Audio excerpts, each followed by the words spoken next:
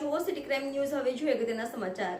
ધારી નજીક જલજોડી ગામ પાસે 7 વર્ષની બાળકી ઉપર હુમલો કરનાર દીપડો આખરે પાંજરે પુરાયો। ધારી નજીક જલજોડી ગામ પાસે કરમદડી રાઉન્ડના કરમદડી બીટમાં દીપડાએ 7 વર્ષની માસૂમ બાળકી ઉપર જીવલેણ હુમલો કર્યો।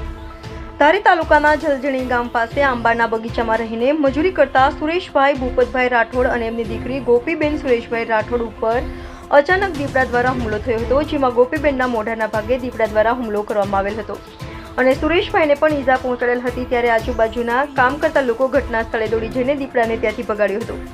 આ બનાવની જાણ થતાં ધારીના ડીસીએફ રાજદીપસિંહ ઝાલાને થતાં તાત્કાલિક ઘટના સ્થળે પહોંચીને રેસ્ક્યુ ટીમને જરૂરી સૂચનાઓ આપીને દીપડાને પકડવા માટે કવાયત હાથ ધરવામાં આવી હતી। આ ઘટનાને લઈ ધારીના ડીસીએફ રાજદીપસિંહ ઝાલા દ્વારા તાત્કાલિક ધોરણે કાર્યવાહી કરી માનવભક્ષી દીપડાને રેસ્ક્યુ કરી પકડવામાં આવ્યો। Reporter Bhavesh Vaghela, city crime news, Amreli. મારું નામ સુરેશભાઈ ભૂપતભાઈ રાઠોડ છે। અમે વાડીએ કામ કરતા હતા અને પાછળથી દીપડો આવ્યો અને હુમલો કર્યો અને અમારી દીકરી ગોપી નામ છે, એના પાછળ રમતી હતી। પછી એને હુમલો કર્યો એટલે અમે બધા વાહે છે દીપડાની, એટલે દીપડો ભાગી ગયો અને પછી અમે અટાણે ધારી સિવિલમાં લાવ્યા હતા, ત્યાંથી રિફર અમને અમરેલી કર્યા છે। ઈજાઓ સારી પહોંચી મોઢા ઉપર।